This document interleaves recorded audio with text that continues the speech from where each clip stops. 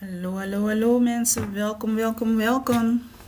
Vandaag geen quiz, maar we gaan praten over Spangtori Academy. Daar gaan we het over hebben. Kom lekker binnen. Dit is niet de quiz. Nogmaals, het is niet de quiz. Die is er elke woensdag en zaterdag.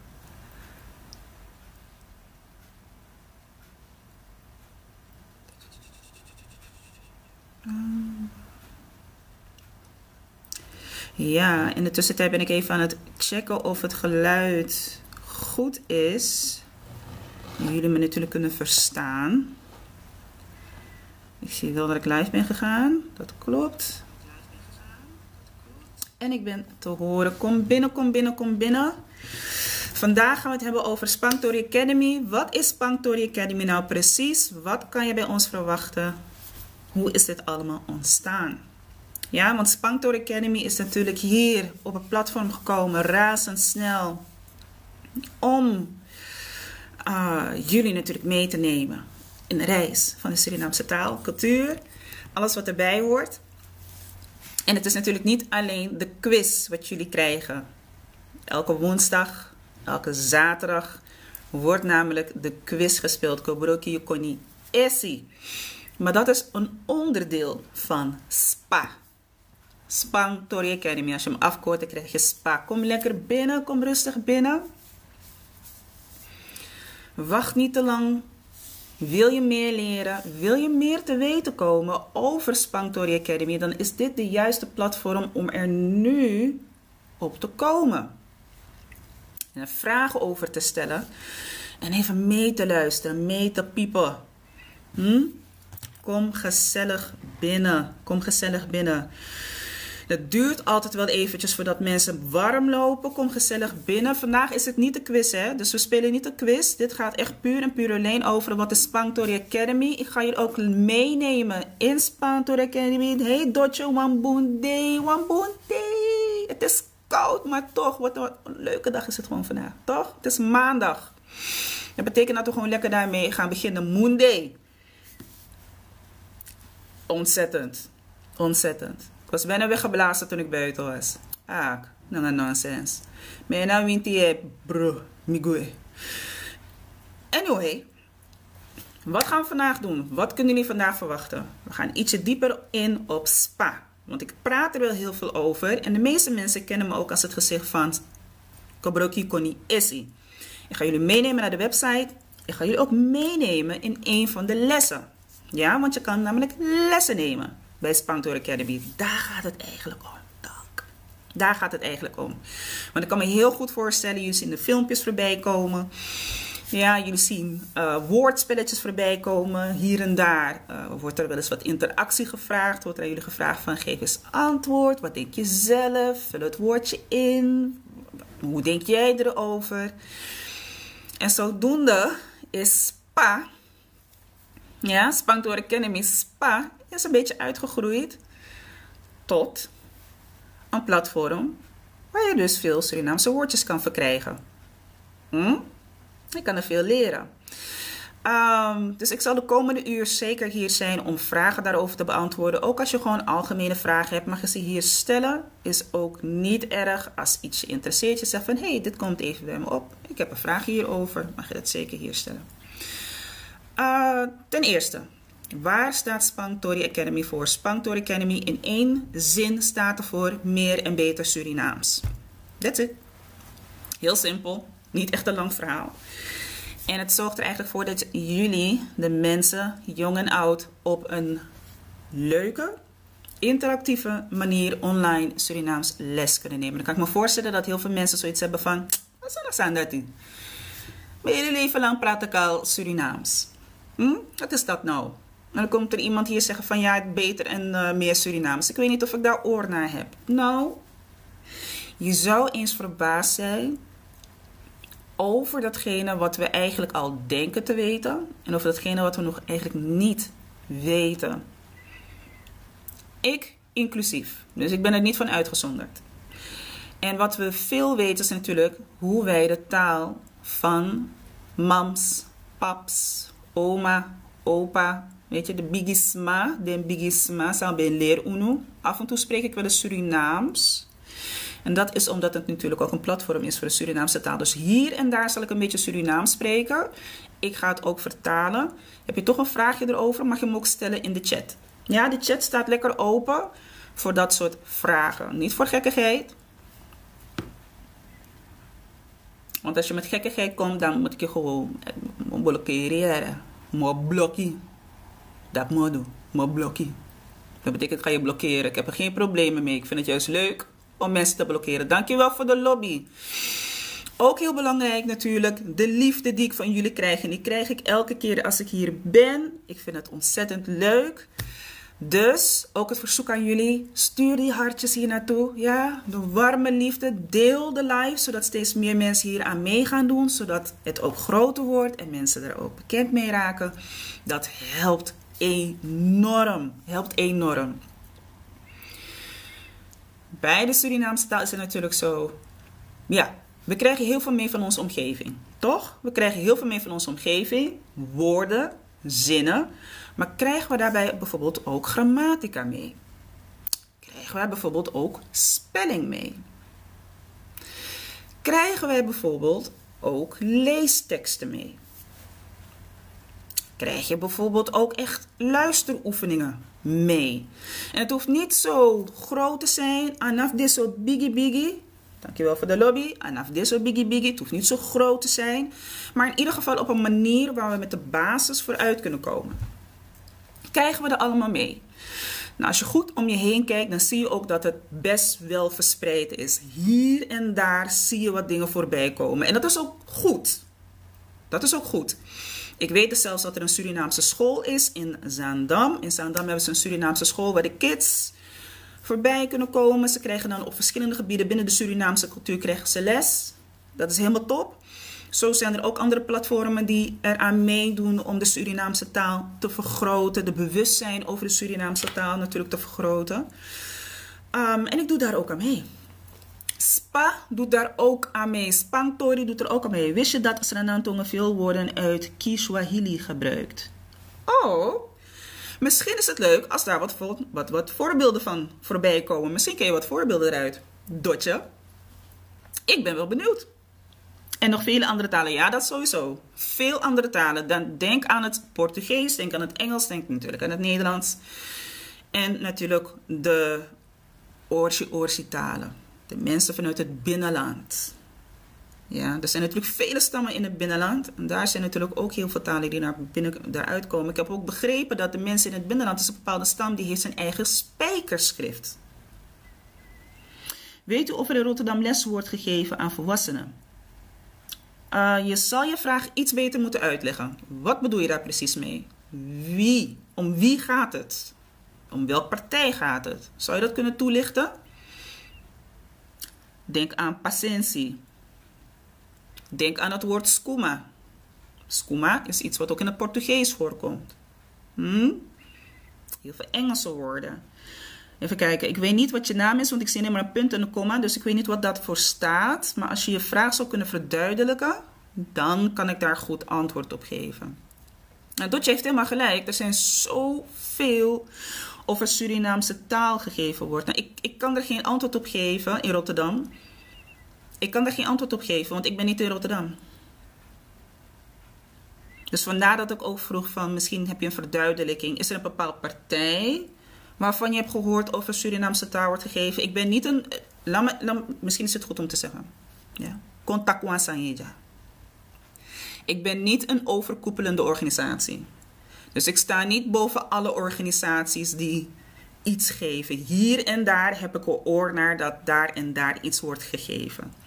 Maar ik ben niet een overkoepelende organisatie die een gehele overzicht of lijst heeft van verschillende organisaties, platformen, bedrijven, ondernemingen die Surinaams lesgeven. Dus ik kan daar helaas geen antwoord op geven.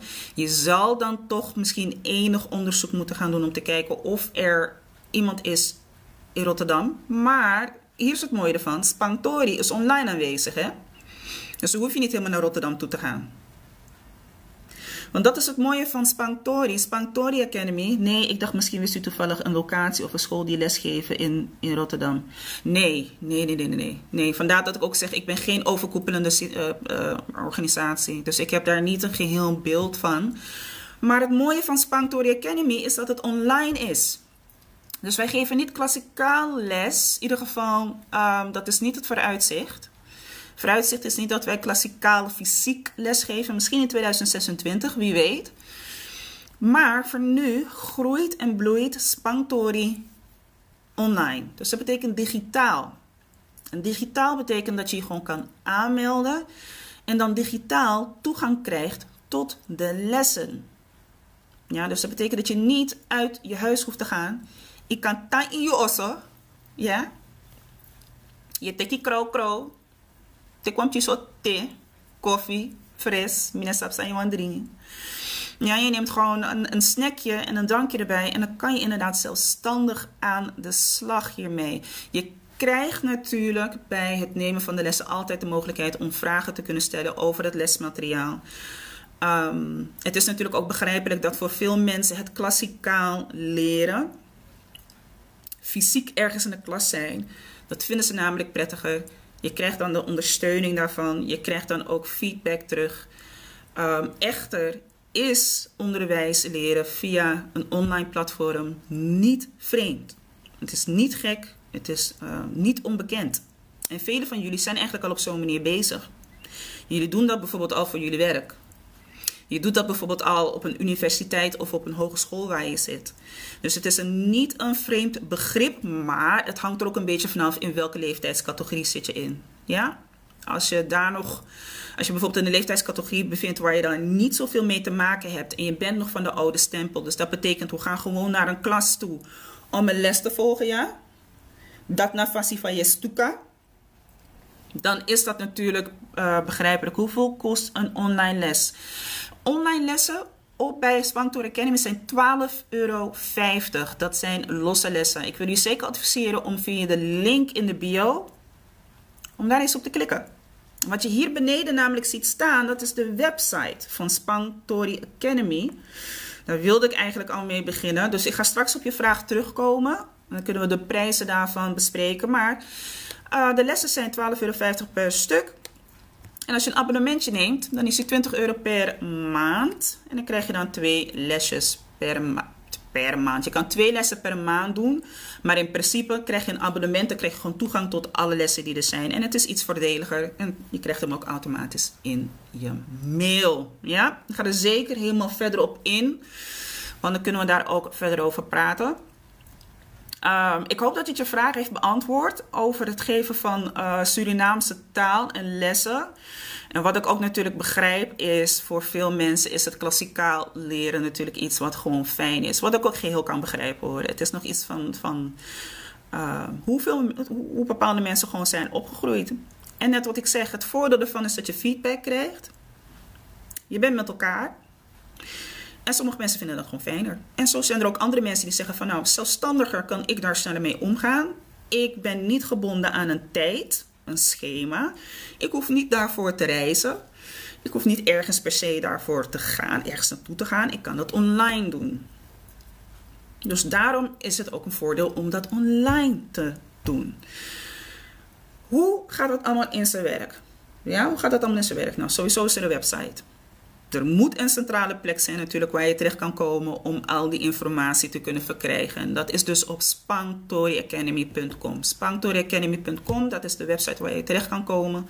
Ga je naar de link in de bio, dan vind je daar het knopje waar je op kan klikken. Dus dat is gewoon via TikTok. Als je op een andere platform bent zoals Facebook, want wat er vaak gebeurt is dat de informatie die op TikTok komt, dat wordt ook verspreid op andere platformen, social media platformen. Daar krijg je het ook terug te zien. Daar krijgen mensen het ook te zien. We willen graag dat we zoveel mogelijk mensen daarmee bereiken. Dus er is één centrale plek waar je naartoe kan gaan. Wat je hier beneden ziet bij mij is dus het scherm van Spanktori Academy. Ja, een schermpje van Spanktori Academy. Als ik hem ook beweeg, jij ziet hem ook bewegen op jouw scherm. Dat ben je. Dis na lang presi voor Spangtori Academy. Lang presi is een website. Dit is de homepage. Dit is wat je als eerste te zien krijgt. Ik denk dat nu heel veel mensen gelijk naar de link in de bio gaan. Wacht even. No jump uit de live. Wacht even. Dus wat je nu hier te zien krijgt is de website. Verschillende pagina's die we hebben. Dat vind je dan hierboven op het menu. Nou, je ziet het niet echt terug omdat mijn tekst er nu voor staat. Maar ga mijn tekst even kijken. Kan ik mijn tekst even... kan ik daar wat mee doen? Ja, ik ga hem even verblinden. Mijn tekst. Als het lukt. Gaat dat lukken? Woman.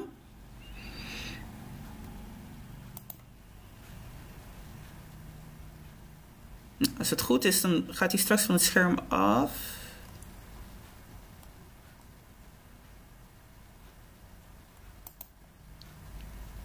Even kijken of dat gebeurt. Ja, zie, daar is even van het scherm af. Dan hoeven jullie daarna niet naar te kijken. Komt straks wel. Jullie zien nu het scherm van de website. Bovenaan het menu. Osso, Abra Uno, Conleri, Ching. Dus een samengestelde versie van Peking, Piching. Dat hangt er een beetje vanaf hoe je het uitspreekt. Quiz, Winkri en de blog. Gaan we even gewoon alles naar wat je hier kan vinden. Ja, dus nogmaals voor de mensen die binnenkomen. Fijne middag. Kom lekker binnen. Kom gewoon gezellig binnen. Kijk niet van buitenaf. Kom in zee. Kom in zee. Kom binnen. Ja, kijk niet van buitenaf. Ik heb je een uitnodiging gegeven om binnen te komen kijken. Kom gezellig hier binnen. Ja? Dus het eerste wat je ziet is Abra Uno. Nou, Abra Uno geeft een beetje aan van wat je hier te vinden kan krijgen. Ja, Spangtori Academy is een online leeracademy. Voor, wat een gekke zin is dat zeg. Jeetje. Voor de Surinaamse taal. Op een interactieve wijze leer de Surinaamse taal te spreken, schrijven en lezen. En voor nu is dat gewoon nog op een basisniveau. Basisniveau betekent dat we gewoon laagdrempelig op een basisniveau je de woorden bijgeven. We gaan kijken naar het luisteren. We luisteren eigenlijk. We kijken ook naar de woorden. We kijken naar spelling. We kijken naar grammatica. En de reden waarom er op zo'n manier naar gekeken wordt. Het heeft er namelijk mee te maken dat Surinaamse taal gewoon een volwaardige taal is. Het heeft een spelling. Het heeft een grammatica. Je spreekt het niet alleen, je leest het ook. Je schrijft in toe, het schrijven. En daar willen we eigenlijk naartoe werken. Ja? Het is leuk om allemaal woordjes te leren. Dat doen we ook graag met de video's die we hier er allemaal op gooien. Op TikTok en op Instagram, Facebook. Maar het gaat er natuurlijk ook om. Het werkt allemaal met elkaar samen. Het is een volledige taal. Volwaardige taal, zoals ik daarvan hou om te zeggen. En het is ook belangrijk om dat als een volwaardige taal aan te bieden, als een volwaardige taal ook met jullie mee te geven. Waarom? Het is zoveel meer dan alleen maar de straattaal die we krijgen te horen. Ja, iedereen denkt dat ze een beetje Surinaams spreken wanneer ze iets te horen krijgen van een collega of van een mattie of van wie dan ook. Maar dat is maar het topje van het ijsberg. Het is het topje van de ijsberg. En het is eigenlijk ook niet de manier waarop wij dan zouden zeggen, met wij bedoel ik mensen die geaffilieerd zijn met de Surinaamse cultuur, de taal, de gemeenschap. Het is niet de manier hoe je dan de Surinaamse taal leert kennen. Je leert gewoon een paar woordjes kennen en that's it. Ja, that's it. Dat is alles wat je leert. Maar, laten we eerlijk wezen, het is wel een mooie introductie om daar in ieder geval bekend mee te worden. En het is ook onvermijdelijk. Het is onvermijdelijk dat mensen van elkaar woorden krijgen te horen. Ja? Zo zeg ik ook bijvoorbeeld kardash. Het Turkse woord voor broer. Abla, zus. Ja? Zo krijg je ook woorden te horen van andere culturen. En zo krijgen mensen ook woorden uit ons cultuur te horen. Dus het is onvermijdelijk, vooral als je in een grote stad woont. Het is ook onderdeel van de verstedelijking. Ook verbroedering tussen verschillende culturen. Onvermijdelijk. Ja, onvermijdelijk. Dan is er een klein gedeelte Conleri Ching. Als het mee wil werken. Nou, pagina niet gevonden. Dan ga ik hem skippen. Chaka. Nou, jullie kennen dit gedeelte natuurlijk al. Dit is het gedeelte waar ik veelvuldig over spreek. Op de woensdag en op de zaterdag.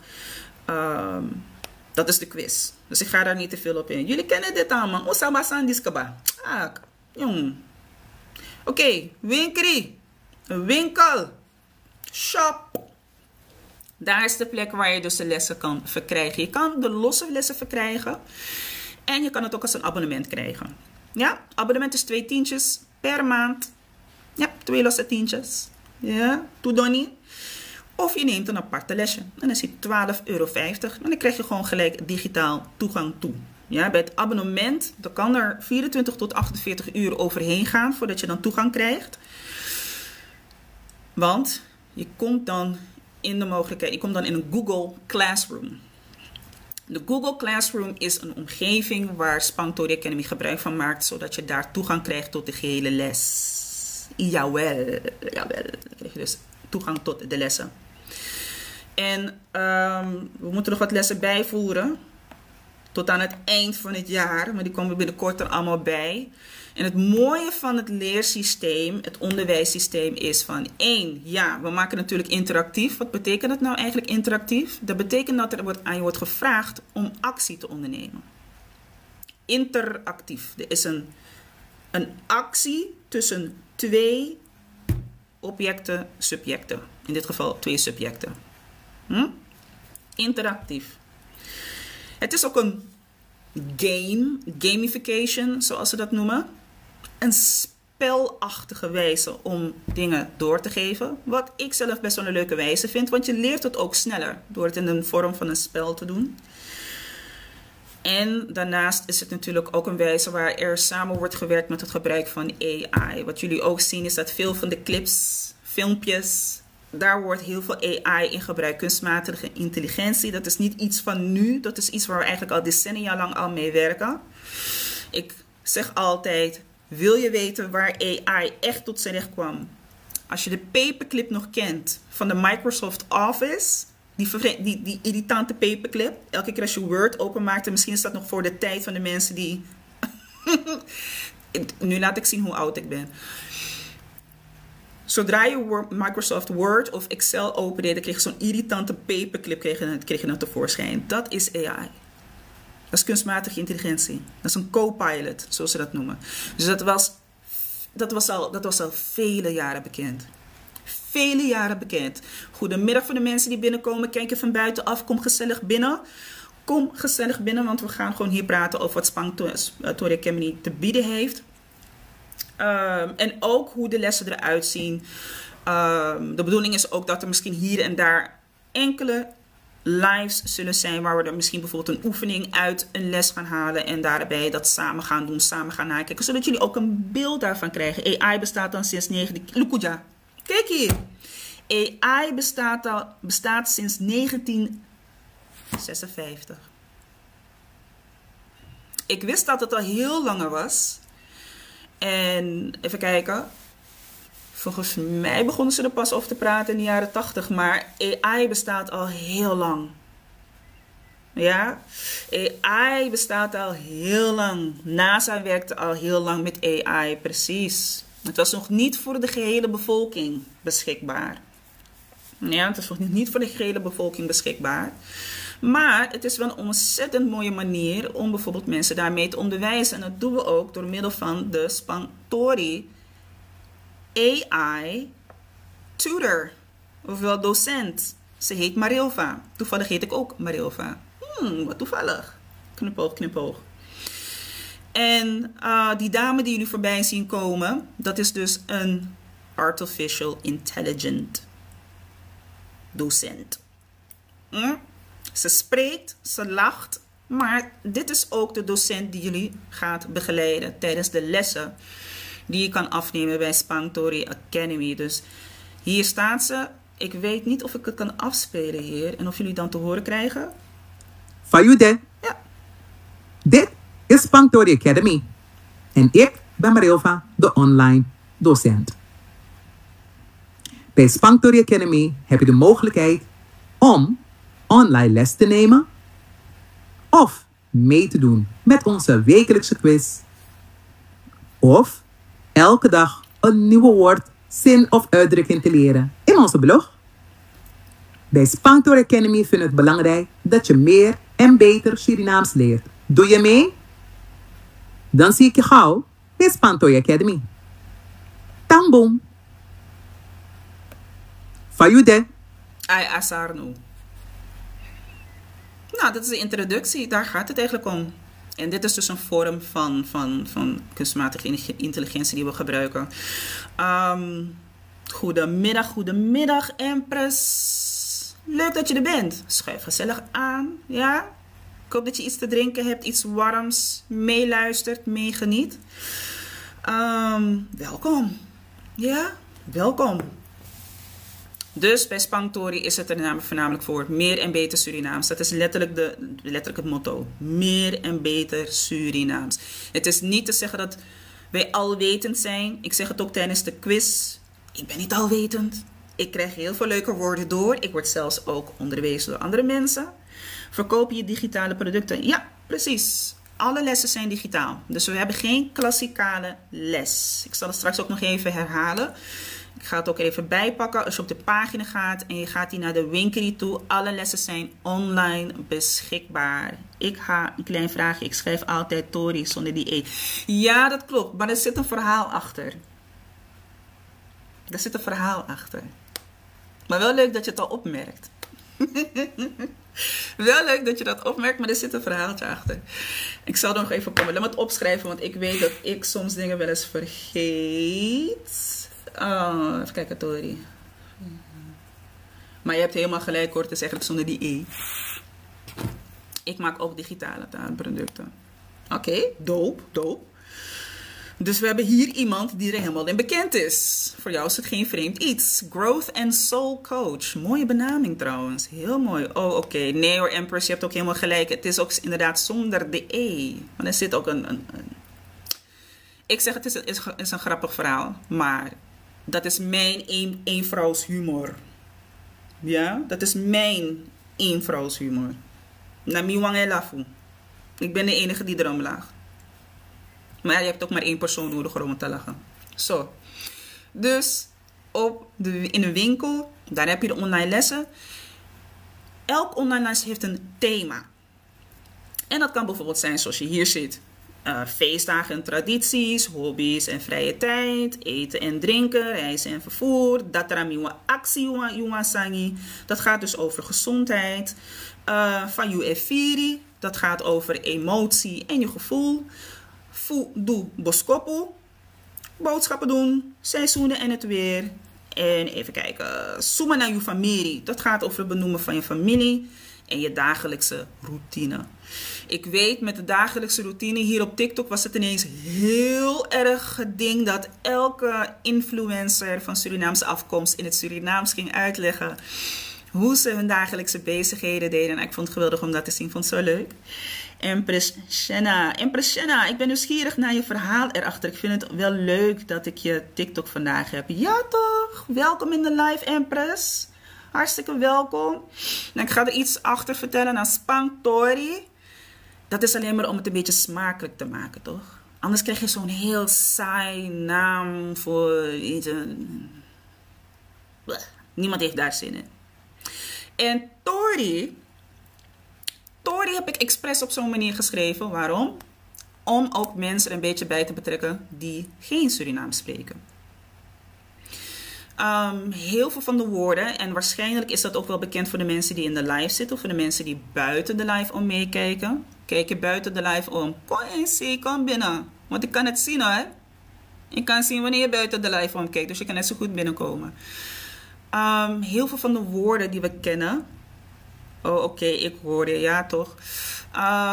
Heel veel van de woorden die we uitspreken zijn fonetisch.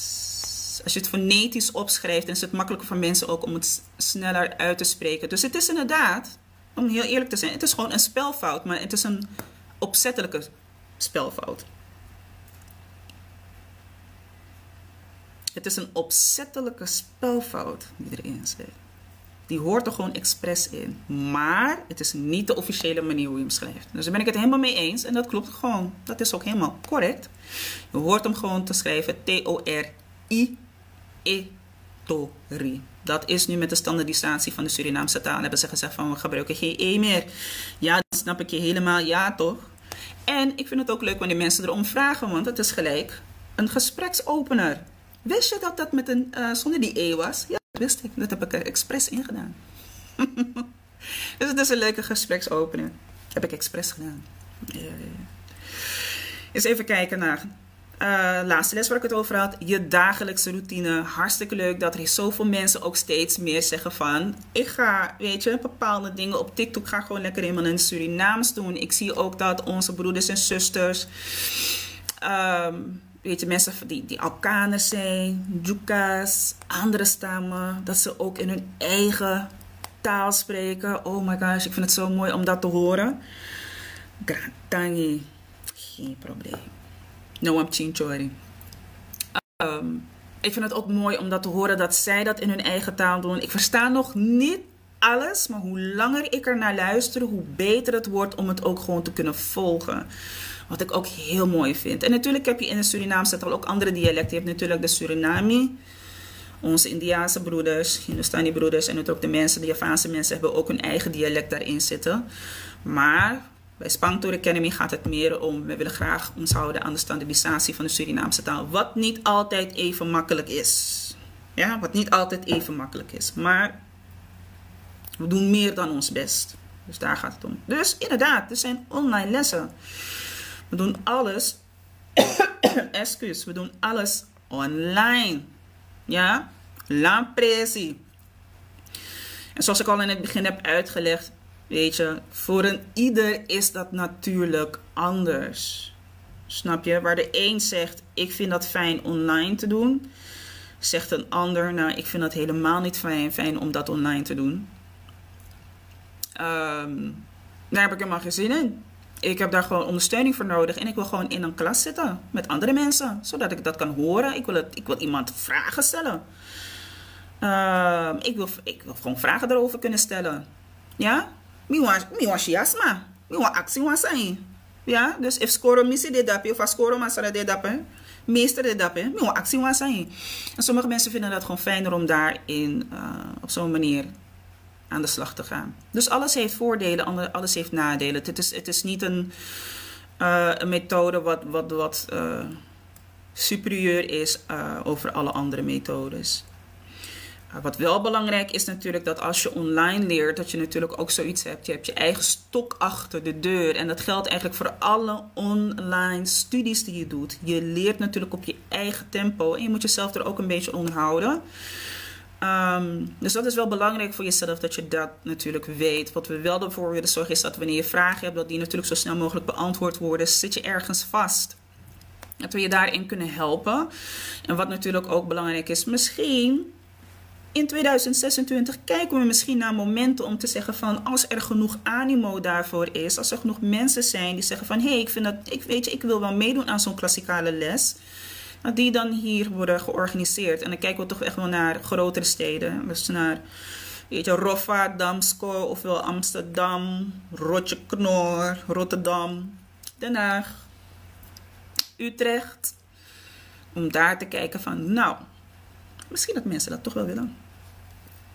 Weet je, toch in een leuke klasje. Of een live, echt letterlijk een live quiz meespelen. In een spelvorm. Even kijken. En ik zag een commentaar voorbij komen. Leuk dat je hebt ingespeeld op die dagelijkse routine trend. Ja, toch? Ja, want voor veel mensen gewoon benoemen wat je doet. Benoem gewoon wat je bedoelt. Ja, ik kan mijn haar. Meer kan mijn weer. Ik ben aan het eten. Meer nyang. Of mi enyang. Als het nog gaande is. Ik drink melk uit een glas. Mi edri merki. Ja, uit mijn gratie. Zulke dingen die er allemaal voorkomen waar mensen zeggen van, ja, ik kom toch niet helemaal uit de voeten ermee. En je ziet ook wel de filmpjes voorbij komen van mensen die dan daar skits over maken, wat ook natuurlijk wel grappig is. Maar anderzijds kan het natuurlijk ook een nadelig effect hebben voor mensen die zeggen van, ja, ik schaam me er toch voor en ik ga niet zomaar iets zeggen in het Surinaams. Want ik wil niet dat die mensen me gaan uitlachen. Snap je? Ik wil niet dat die mensen me gaan zitten uitlachen daarvoor. Wat eigenlijk niet zou hoeven. Weet je, het zou eigenlijk niet zo zijn dat mensen je gaan uitlachen. Ik ga even in de tussentijd op zoek naar... waar ga ik even naar op zoek? Waar ben ik naar op zoek? Even kijken hoor. Dames en heren. Dus waar ik even naar op zoek ga is naar de les. Wat ik ook ga laten zien. Zodat jullie een beeld krijgen van hoe het er van binnenuit ziet.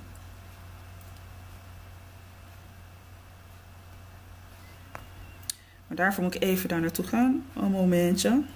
Unos momentos. Wacht hier. Wat is aan je fit na ngami? Mami no ma fit na nga zijn. Dus even kijken. Plakken we hem hier. Zo. Ja. Ja. Oké, nou. Dan heb ik dat in ieder geval erbij staan. Nou, met de basislessen, dan kan je je natuurlijk voorstellen, is dat nou iets wat goed is voor kinderen? Ik kan me heel goed voorstellen dat je zegt van, nou, voor kinderen zou dit natuurlijk heel goed zijn, zeer zeker. Zeer zeker, voor kinderen is dit heel goed. Dan zou je eigenlijk moeten denken vanaf de leeftijd van 10, 11 jaar, ongeveer zoiets. Ja, dan zou ik zeggen van, die online lessen zijn helemaal goed. 10, 11, 12 jaar. Jonger dan dat zou ik het niet doen. Er is natuurlijk wel animo om bijvoorbeeld wat simpelere lessen te geven. En dat zijn dan ook gewoon spelenderwijs zijn dat lessen die ervoor zorgen dat kinderen erin kunnen komen. Bijvoorbeeld met leren met kleuren, het tellen. Vooral voor mensen die zoiets hebben van, nou, ik heb eentje die vindt het leuk om op de tablet te zitten. Waarom niet? Inderdaad. Dat soort mogelijkheden om kinderen op spelende wijze Surinaamse taal bij te brengen. Boeken zijn natuurlijk nog steeds heel belangrijk. Maar we leren en doen ook heel veel online. Dus dat zal zeker niet veranderen. Even kijken, op aan bakken. Want ik heb het gevonden. Ik was eigenlijk hier naar op zoek. Dit is dus hoe we even door de les heen gaan. We gaan niet alles bespreken.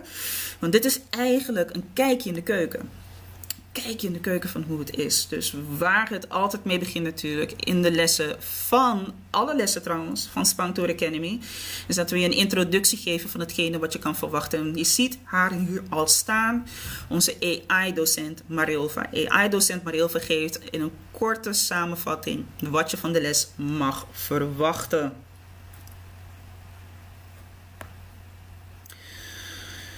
Dus even kijken. Nou, hier is waar je dan in terecht komt. Wat is je doel?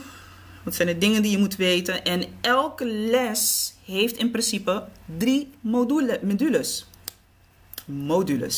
Weet je. Hoort even mi mafayera. Migado. Modules. 3 modules. Dat is standaard. Waarom 3 modules? Omdat voor de basis het belangrijk is om het niet al te moeilijk te maken. En omdat er natuurlijk ook, het is niet de aanname, maar wat vaak voorkomt en wat ook wel te zien is dat veel mensen de spraak gewoon goed kennen. Maar als het gaat om het schrijven, lezen, grammatica, dan is het net iets anders. Dus de wijze waarop wordt gewerkt is dat er 3 modules zijn. De eerste gaat over lezen en schrijven. De tweede gaat over spraak en vocabulaire. En de laatste, vervoegingen van werkwoorden na en de. Die gaat er altijd in zitten. Na en de. Waarom? Omdat vele werkwoorden daarmee vervoegd worden. Dit is het grammatica gedeelte daarvan. Van Spangtori Academy. Van SPA. Ja. Nou, elke module, dus een hele les bestaat dus uit 3 modules. En nogmaals, je bepaalt zelf hoe je daarmee begint. Hè. Je bepaalt zelf hoe snel, hoe langzaam je daarmee gaat. Je hebt altijd toegang tot de lessen, dus je zou 6 uur 's morgens kunnen beginnen. Of als het middernacht is en je hebt zoiets van ik ben toch wakker, laat maar er doorheen gaan. Dan is dat ook een hele leuke manier om daar doorheen te gaan. Ik bedoel, ik bepaal dat niet, hè. Ik weet niet wat je schema is. Dat mag je zelf natuurlijk bepalen. Dat is het mooie ervan. Je hoeft niet te wachten op een klassikale les. Nou, zoals je weer kan zien, nogmaals, de meeste, ofwel alle modules, daar vind je gewoon de Spang Tori Academy tutor, vind je terug. De Spa tutor. Ja, AI forum. En die legt ook gewoon heel duidelijk uit wat je kan verwachten. Nou, deze les gaat erover dat er een actie zijn. Dus het gaat over gezondheid. Staat in het teken van gezondheid. Dankjewel voor de lobby. Mensen, blijf je lobby natuurlijk geven. Blijf liken. Blijf ook delen. Deel het met andere mensen, zodat er zoveel mogelijk mensen in hier terugkomen. Heel lang hoorde ik ook, ja, Sranantongo is geen geschreven taal. Ik heb ook maar 1 woordenboek. Ik ook. Ik heb zelfs meerdere. In het Surinaams. Kijk daar. Klopt ook. Even tussendoor, ik ben zelfs een beetje gaan snuffelen. Want hier en daar doe ik ook natuurlijk altijd een beetje onderzoek in het land. Hier zo. Van hoe zit het nou met de Surinaamse taal? Hoe kijken mensen ernaar? Hoe staan mensen ervoor open? En ik zie inderdaad dat soort opmerkingen voorbij komen. Mensen zeggen het is helemaal geen geschreven taal. Oh, is dat zo? Dat van je takenda.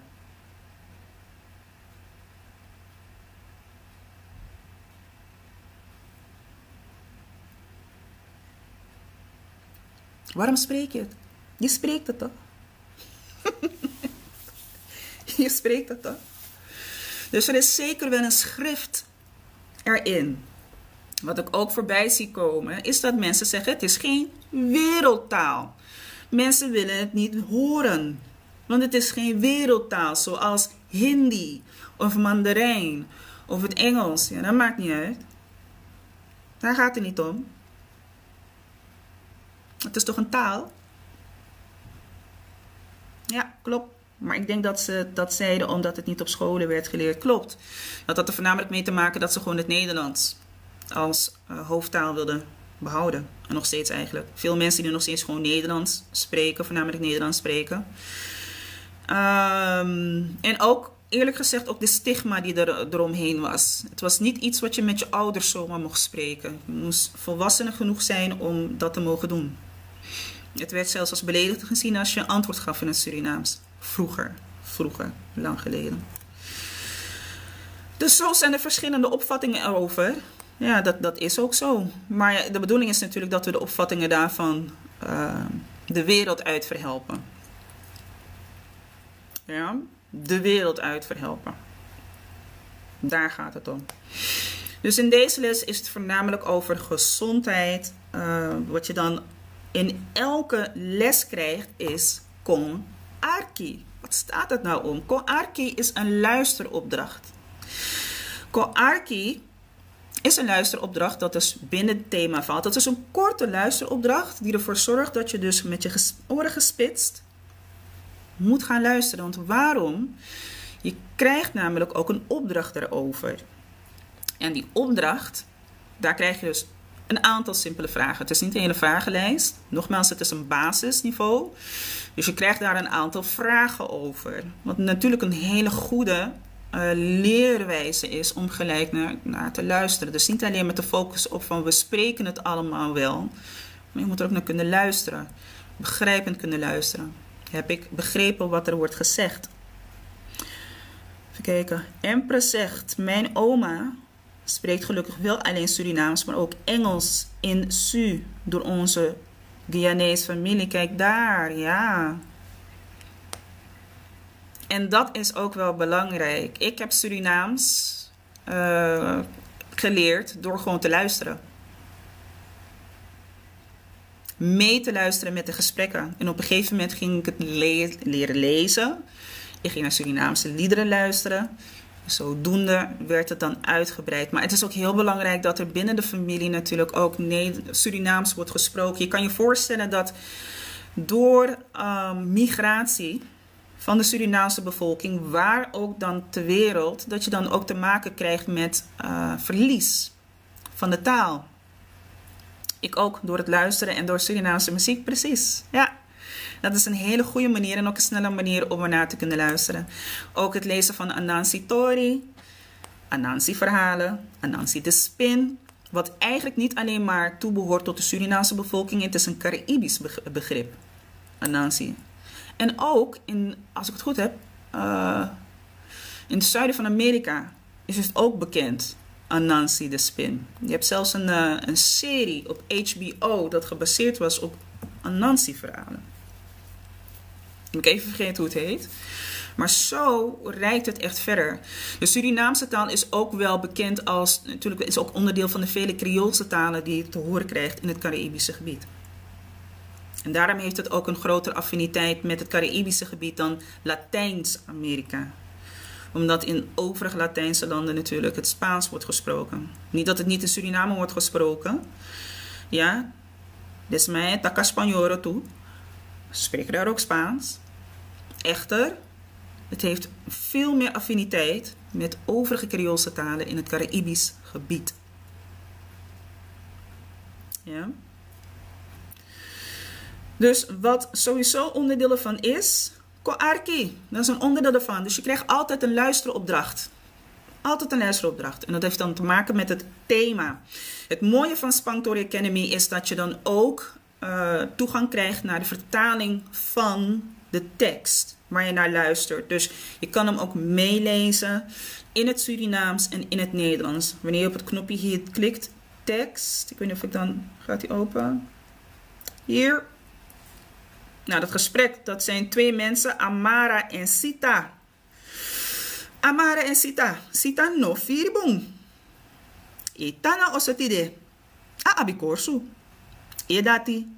En e koso furu. E mati bel fu aksi saepsa. Dinge taki, abra, en siki, en efu Sita. Go na dat rakaba. Dus zo gaan we daarmee aan de slag. Jawel, jawel, jawel. Zo gaan we ermee aan de slag. Eens even kijken. Gaan we even weer terug. Juist, gaan we weer terug. Dus je krijgt ook een tekst waar alles in te horen is. De tekst, omdat het een basis is, is het natuurlijk belangrijk dat je niet struikelt over alle samenvoegingen die veelvuldig voorkomen binnen de Surinaamse taal. De meeste mensen, wanneer ze Surinaams spreken, spreken ze niet elk woord geheel uit. Ja? Wang, als in wat, wordt wani. Als in willen, wordt gewoon gezegd wang. Miwang. Miwang zijn. Maar als je hem helemaal uit zou spreken, zeg je wani. Dus in de basisgedeelte is het belangrijk dat je eerst gewoon focust. Schrijf het woord uit. In de gevorderde status, wat in 2026 zal plaatsvinden, dan gaan we echt kijken naar samenvoegingen weglaten. En hier en daar gaat het dan ook steeds meer voorkomen in de lessen waar bepaalde woorden samengevoegd worden of verkort worden. Want dat is de wijze waar we eigenlijk gewoon op spreken, zodra je het gewoon heel snel achter elkaar zegt. Ja? We spreken de woorden niet helemaal uit. Maar dat is meer de gevorderde versie. Basis is om ervoor te zorgen. Laten we gewoon goed kijken naar hoe schrijf je het, hoe zeg je het, hoe wordt het uiteindelijk ook gewoon goed gespeld. Want je moet natuurlijk ook weten waar het vandaan komt. Goedemiddag aan de mensen die binnenkomen. Kom gezellig binnen, kom gezellig binnen zitten. Geef wat liefde. Ja, toon de lobby. Deel de live. Om ervoor te zorgen dat er zoveel mogelijk mensen ook gewoon meedoen. Dus we hebben zeker een onderdeel, een luisteronderdeel. En dan komt er een onderdeel dat heet Kontaki. En daarin zien we weer de docent terug. De docent gaat dan een paar vragen aan je stellen. In het Surinaams. En wat er dan moet gebeuren voor jezelf is dat je in het Surinaams terug antwoordt. Tenminste, je probeert je best om in het Surinaams te doen. Je ziet het nu ook tevoorschijn komen. Een van de vragen. Samsa nanga Sita. Wat is er aan de hand met Sita? En het mooie van deze les is dat je leest het niet alleen. Onze AI-docent stelt je ook de vragen. Laten we dus even naar luisteren. Samsa nanga Sita.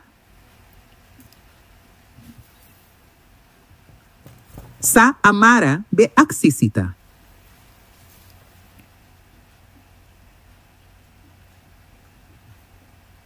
Sita, gona datrakba. San Sita du, fukomoro betre. Sa amara odu, chi Sita. Zo, Asari, kaba. Dat is een heel groot verschil met datgene wat we eigenlijk nu zien met vele Surinaamse platformen. Nogmaals, het is om niemand neer te halen, want iedereen heeft zijn eigen manier. If een recept de alasma e boring tapen egi fasi. Ja. Dit is na fasi voor spa. Dit is de manier hoe spa dat doet. Hoe Spangtori dat doet. En de reden waarom we hiervoor hebben gekozen is ook eigenlijk om mee te gaan met de tijd. Want we willen natuurlijk daarbij niet alleen maar zeggen dat zijn alleen maar voor mensen die hier in Nederland zijn. Dat kan ook heel goed zijn voor mensen die in Suriname werken, wonen. Er zijn ook heel veel mensen bijvoorbeeld uit Guyana. Zoals Empress. En bijvoorbeeld Surinaamse familieleden hebben zoiets van, ja, ik heb het wel gehoord. Maar ik woon bijvoorbeeld nog steeds in Guyana. Zo zijn er heel veel Surinamers die ook in Amerika wonen. Zeer zeker. Veel mensen. Maar er zijn ook mensen die natuurlijk met datgene wat we hebben gehoord uit Suriname, dus een hele grote oliebron gevonden voor de kust volgens mij. Je kan je voorstellen dat er nu heel veel mensen naar Suriname toe gaan. Dus dit is natuurlijk ideaal voor mensen die zeggen van, nou, ik wil wel een beetje de basis daarvan hebben. Dit is heel ideaal. Het behoudt zich niet alleen tot Nederland. En omdat het online is, is het ook makkelijk toegang daartoe te krijgen. Je luistert, je leest en het is ook interactief, want we gaan je vragen stellen.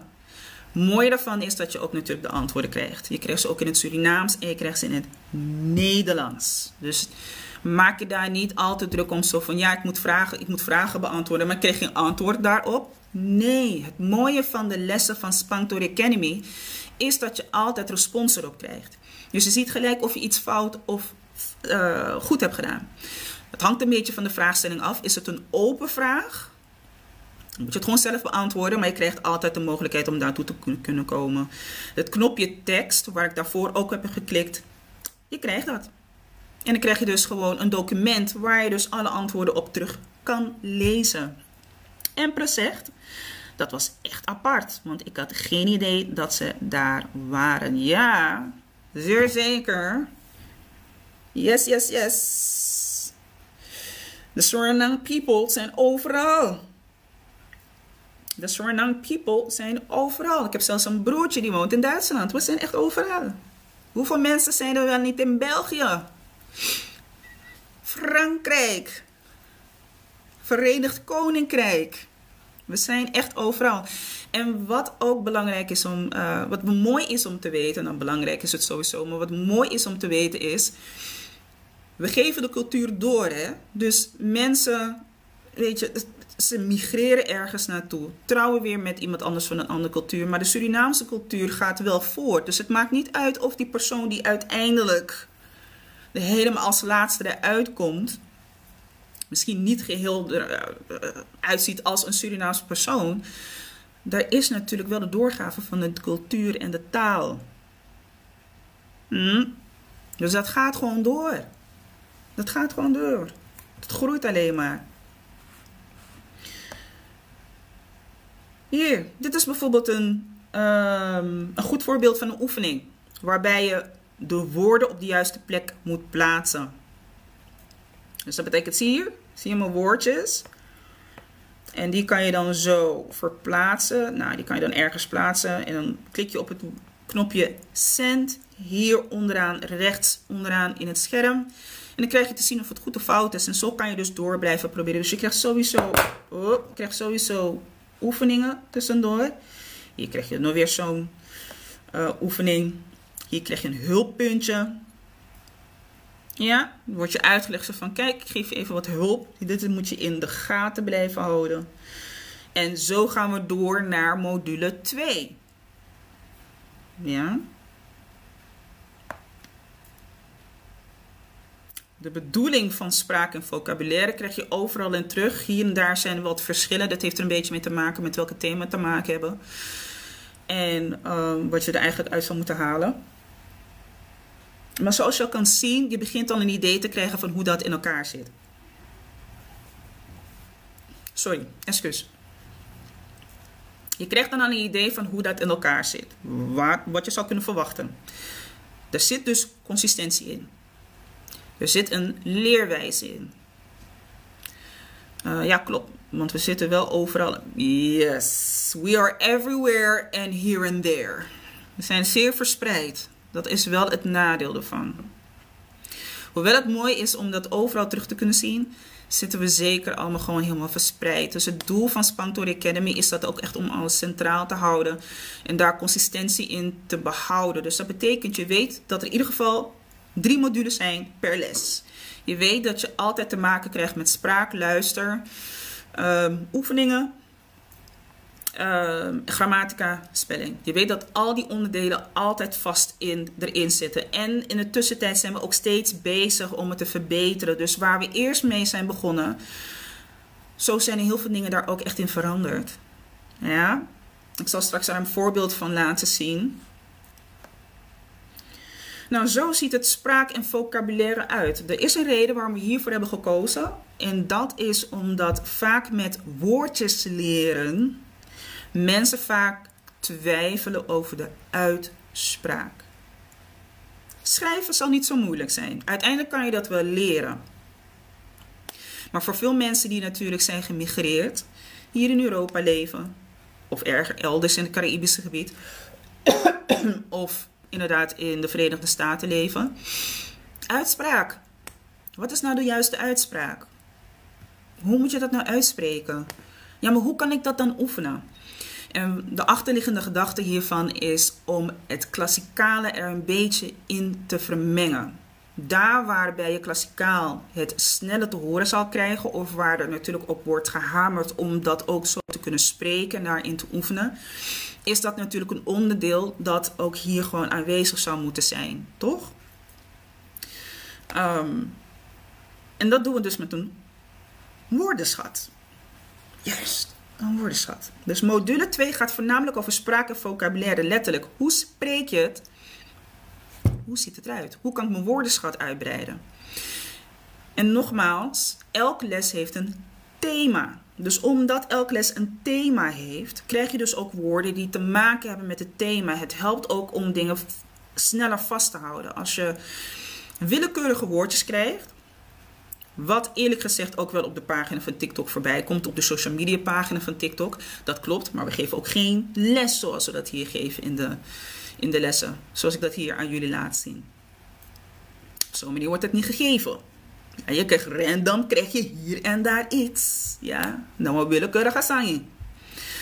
Maar in de lessen, dan wordt er wel degelijk gekeken naar welke woorden kunnen je erbij helpen om daar een connectie mee te kunnen maken. Dus het thema is dat ramiwa actie, jongens. Het gaat dus over gezondheid. Dus dan krijg je bijvoorbeeld woorden over ziektes. Je krijgt bepaalde uitdrukkingen. Je krijgt werkwoorden. Je krijgt verschillende soorten woorden. En zoals ik al zei, het gaat ook om de uitspraak. Dus het mooie van hiervan is, klik ik ergens op, nu moet ik wel stil zijn, want anders gaan jullie het niet horen. Gona. Combetre. Datra. Bemi. Ai long watra. Ai watra. Trakatpiki. Leti ede ati. Sorry. Jawel. Nou, dit is nog niet zichtbaar in de modules 1, 2 en 3. Daar is het op een andere wijze wordt het doorgegeven. Daar zie je dus de AI-docent die spreekt. Je ziet het haar uitspreken, zoals je dat ook moet zien met de andere video's. Maar dat gaat binnenkort veranderen naar dit systeem. Dus dat betekent dat je een knopje krijgt. Je ziet het woord, dus je ziet hoe het geschreven staat. Wanneer je erop klikt, dan krijg je het ook te horen. Dus je kan er zo vaak op klikken als je wilt. En dat kan je natuurlijk niet doen met een docent. Klassikaal. Je kan moeilijk zeggen van naar docent scoren missie of naar meester. Leer man arkino. Van je taka woord disi. Het mooie ervan is dat je hier natuurlijk gewoon dat gelijk te horen krijgt en zodoende kan leren. Nou, er zijn tussen de, wat zal het zijn? Misschien rondom 100 woorden dat je per les krijgt. Inderdaad, 100 woorden. Dus het is niet een klein woordenschat wat je meegeven. En de reden waarom is meer en beter Surinaams. Hoe meer woorden je tot je woordenschat kan toevoegen, hoe beter Surinaams je gaat spreken, hoe meer Surinaams je gaat spreken. Want je gaat je niet beperken tot de aantal woorden die je kent. Dus als je ook hier ziet, als we even er doorheen gaan, zie je, nou, volgens mij zijn dit iets meer dan 100 woorden. En het mooie ervan is, Gona. je krijgt het dus. Leti. Ede ati. En dan zou je ook wel denken van, ja, maar wacht eens even. Hier zie ik alleen maar de Surinaamse woorden. Hoe kom ik er dan achter wat de vertaling ervan is? Mensen die hier aan meedoen, krijgen natuurlijk de mogelijkheid via een knop. Dat is dan het informatietekentje die hier is. Je krijgt dan een woordenlijst als een woorddocument. Dus dat betekent, je krijgt dan ook de vertaling. Dus je leest het. Je ziet het. Je jera woord toe. Dat is heel belangrijk. Dat is een heel belangrijk onderdeel daarvan. Je kan natuurlijk niet iedereen tevreden stellen.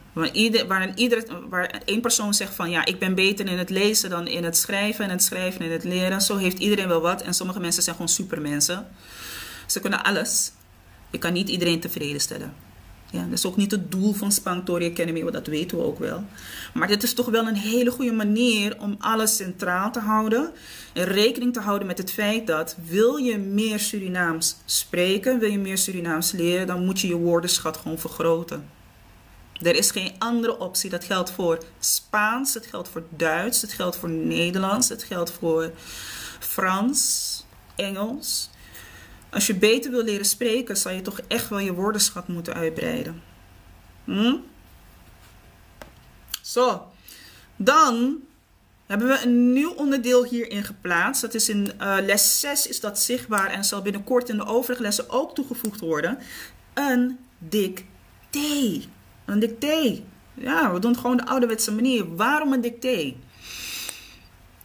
Om het te leren. Dit krijg je bij velen niet vanuit huis mee. Puma zegt, dit krijg je bij velen niet vanuit huis mee. Nee, precies. Ik heb dit, op zo'n manier heb ik het ook niet vanuit huis meegekregen hoor. En dat is zeker niet om andere mensen af te vallen. Ik denk ook niet dat je dat met die bedoeling hebt gezegd. Het is gewoon je observatie. Dat is ook mijn observatie. Ik heb het ook niet vanuit huis uit meegekregen. Weet je, ik ben er niet boos om. Of wat dan ook. Maar het is iets wat je opvalt van, hé, wat vreemd. Zo krijgen we dat gewoon niet mee. Zo wordt het ons ook niet doorgegeven, weet je, als om op zo'n manier te leren of ermee bezig te zijn eigenlijk. En dat is eigenlijk waar we naartoe willen gaan. We willen gaan naar een manier waarbij je dus niet alleen maar kijkt van, dus je leert een paar woordjes en that's it. Nee, we willen ietsje verder daarin gaan. Ja, is een goede start, is een basis, is goed. Maar we willen ietsje verder mee gaan. Dus met een dicté, wat je dan krijgt, is dat je de woordjes op moet gaan schrijven. Je krijgt dan een zin te horen en je moet het gaan opschrijven. Je moet het gaan opschrijven. Ik zal het even laten horen. Sita is Sikilikwandagu. Dus dan hoor je het. Sita is Sikilikwandagu. Hoe zou jij het zelf opschrijven? Je tikt een pen, een schrijfmarkie, je tikt een papieren. Je gaat zitten. En dan ga je dat doen. Nou, de bedoeling van de dicté is er natuurlijk om ervoor te zorgen dat je woorden krijgt die je in de les hebt gehad. Kan het voorkomen dat je woorden krijgt uit andere lessen? Uiteraard. Kunnen er woorden voorkomen die je nog niet eerder hebt gehad? Ook. Maar dat betekent niet dat je jezelf moet weerhouden om het alsnog te doen. Vaak wat je ziet is dat mensen zeggen van, weer meer leren. Nee, ik ga het niet doen. Niet doen. Dat is niet de manier hoe je dan leert. Je leert niet door het te vermijden. Ja? En zo gaat dat dicté. Nou, er zijn er een paar oefeningen die er tussendoor komen. Sommige oefeningen komen met een tijdsklok. Ik denk dat voor veel mensen dit al best wel bekend voorkomt. Ja, de quiz. Kabroki Yukoni Essi. Zo ziet het eruit tijdens de oefeningen in de les.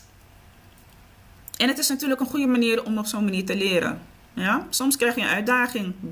Snel denken. Anders ga je een beetje achterover zitten en luieren. Dat is niet de bedoeling. En dan zijn we roken. Dus zo zijn er verschillende oefeningen. Hier is ook bijvoorbeeld een oefening, aantal oefeningen die tegen de tijd gespeeld moeten worden. Ja, probeer dat zo snel mogelijk in te voeren. Het is ook om je te testen natuurlijk. Want als je het hebt geleerd, dan kan je het ook snel invoeren. Snap je? Weer een hulppunt om ervoor te zorgen dat jullie erbij hebben. Nou, dan krijgen we natuurlijk een hele interessante gedeelte. Wat ik tenminste heel interessant vind. Waar ik zelf soms nog steeds moeite mee heb met bepaalde dingen. Dat is het grammatica gedeelte. Dat verschilt per les. Maar wat je sowieso altijd wel erin gaat krijgen. Is bijvoorbeeld de vervoeging met de. Want de vervoeging met de vind je namelijk veel terug in het. Ik moet het goed zeggen. Onvoltooid. Tegenwoordige tijd. Maar ook in de voltooide verleden tijd. Het woord de. Vind je veel terug. Veel terug in de Surinaamse taal. Om daar gewoon een basis in te vormen, ga je dat in ieder geval elke les terugkrijgen. Vervoeging van de. We willen eigenlijk dat je het erin stampt. Instampen in je hoofd. Goedemiddag aan de mensen die bijkomen. Welkom, welkom, welkom. Als je van buitenaf kijkt, kom binnen. Kom binnen. Ah, je hebt al een heel uur van buitenaf zitten kijken. Kom eens hier. Kom binnen. Dus sowieso vervoegingen van werkwoorden. Waar moet je op letten? Hoe gaat dat? Hoe zit dat in elkaar? Nou, dan zie je het in het begin dat er natuurlijk gesproken wordt over de en na. Dan moet ik eigenlijk wel zeggen, de wordt meer gebruikt dan na. Ja? Wordt meer gebruikt dan na. Vervoeging van werkwoorden. Hier. Zoals je nu kan zien. We proberen dat altijd binnen het thema te houden. We stellen je ook vragen. Hoe zou jij dit vervoegen als je bijvoorbeeld de informatie nu hebt die daarvoor is gekomen. Zinstructuur. Ja, laat ik even het videootje. Kijken of dat lukt. Hier, het videootje afspelen. Laten we even stilstaan bij de opbouw van een zin in het Srana-tongen. De basisstructuur die je gebruikt is onderwerp, het hulpwerkwoord werkwoord en aanvulling. Dat betekent, je begint met wie iets doet, dan gebruik je het hulpwerkwoord daarna komt het werkwoord en dan pas de rest van de zin. Luister naar dit voorbeeld. En dan ga ik lekker niet afspelen. Daarvoor moet je de les gewoon lekker nemen. Maar ja, als het gaat om zinstructuur, daar wordt natuurlijk ook naar gekeken. Ja.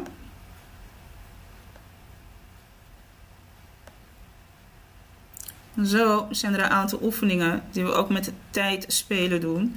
Het is niet om je zenuwachtig te maken, maar het is om ervoor te zorgen dat we wat meer daarin gaan oefenen. Zo zijn er een aantal daarvan, ook zonder de tijd hoor. Wiogoteki adresi fuji, puntje, puntje, puntje, sikisma. Bezittelijke voornaamwoorden. Bezittelijke voornaamwoorden. In een van de lessen is er al gesproken over bezittelijke voornaamwoorden. Dus heb je andere les al gehad, heb je bijvoorbeeld die abonnement gehad en weet je dat wat je kan gebruiken voor bezittelijke voornaamwoorden. Adatra, puntje, puntje, lukumi, ai is de. Ja, wat voor werkwoord zou je hier kunnen plaatsen dat vervoegd kan worden? Dan krijg je dus natuurlijk het werkwoord ben.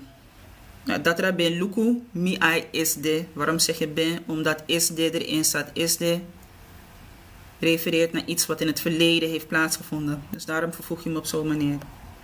Om een voorbeeld te geven. Ja.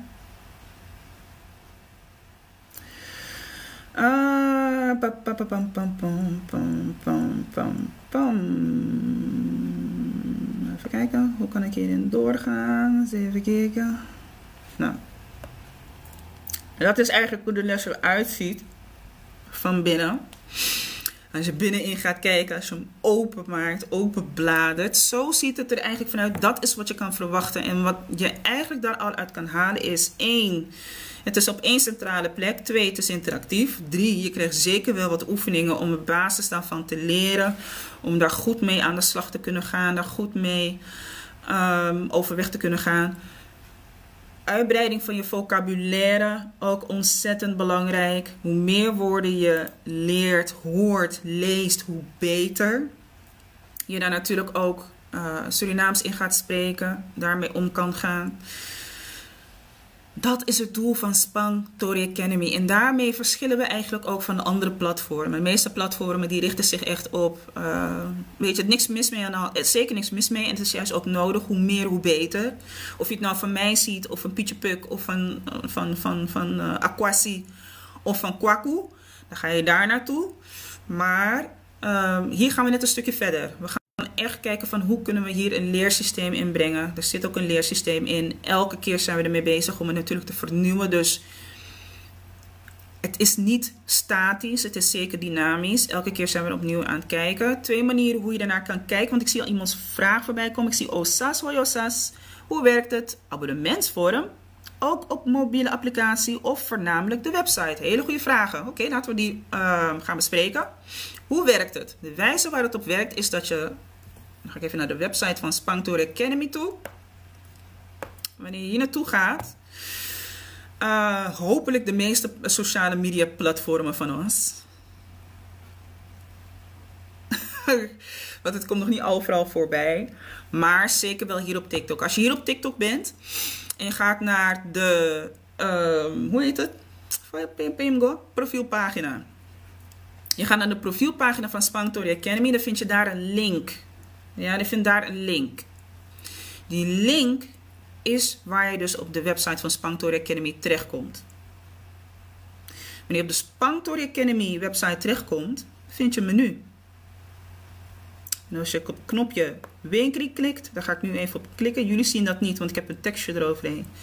Dan zie je in de winkel, daar zie je alle lessen voorbij komen. Sommige zijn nog niet verkrijgbaar, maar de helft is wel verkrijgbaar.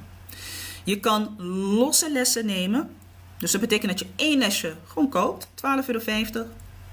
Je kan ook een abonnement nemen, 2 tientjes, 2 donnies, €20 per maand. En dan krijg je toegang tot alle beschikbare lessen. Ja, alle beschikbare lessen. En het wordt uitgebreid. Het wordt dus uitgebreid met nieuwe lessen. Dus even kijken, dat is dan antwoord op je eerste vraag. De tweede vraag, ook op mobiele applicaties of voornamelijk de website. Ook een goede vraag, want hoe kan je hem verkrijgen? Kan ik dat alleen op de mobiel? Je kan het op alle digitale applicaties verkrijgen. Dus dat betekent op je mobiele telefoon, en dat, om dat even te bewijzen, laten we daar even, nou ja, kan ik dat hier bewijzen? Niet echt, want dan ga ik in de les. Niet de bedoeling. Maar als je met een mobiel naar de website toe kan gaan, dan krijg je inderdaad daar toegang toe. Weet wel, zeg ik er even bij, hou er rekening mee om even 24 uur tot 48 uur eroverheen te laten gaan, zodat je er toegang wordt verleend naar de Google Classroom. Je krijgt namelijk toegang tot de lessen in onze Google Classroom. Het is wel belangrijk natuurlijk dat je een goed werkend, beschikbaar e-mailadres hebt en dat je die invoert. Dus niet een e-mailadres waar je nooit op komt. If je gebruik je adres, dan no doen. Het moet natuurlijk wel een e-mailadres zijn waar je constant mee contact hebt met de buitenwereld. Ja? Want dat e-mailadres gaat ook toegevoegd worden aan de Google Classroom. Het kan natuurlijk tussentijds veranderd worden. Mocht er iets gebeuren dat je zegt van, oh mijn god, ik weet je, ik gebruik dat e-mailadres niet meer. Of kan dat op een andere e-mailadres? Geen punt, je kan altijd contact opnemen. Maar het liefst natuurlijk op een e-mailadres waarvan je al zeker weet, hier kan ik het ontvangen. Ja? Het kan dus op je mobiel, kan op je tablet, het kan op je laptop, het kan op je desktop, het kan zelfs op je smart tv als je er handig mee om kan gaan. Noko aksemifa a smart tv eroko. Im teka handleiding. Teka buku. Ja? Nee, ik wil lezen buku vast aan eroko. Maar ik weet wel dat je het ook op een smart tv kan doen. Je kan het wel op een smart tv doen. Dus alle applicaties zijn zeker mogelijk. Tot eind van het jaar, 31 december. Wat ik ga doen, is dat ik zeg van Arkino, mojin wan code. Mojin wan kortenscode. Ja, wan baxi. Korting. Baksis. Moet ik zeggen, baksis. Moet je een korting. Dat was een van de woorden die we hadden gehad tijdens de quiz. Kabroki koni esi. Want baksis melji. Hier midden op het scherm.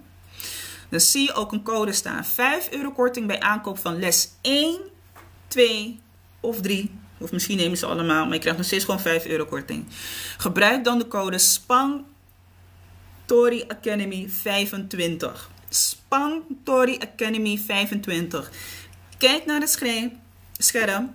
Tik een schrijfje markie. Tik een boek. Tik een piece papier. Schrijf in. Want ik ga het niet hier vermelden op TikTok. Het wordt niet hier vermeld. Het staat ook niet op de website. Dat betekent als je hier in de live hebt, dan heb je geluk. Want dan kan je die code gewoon gebruiken.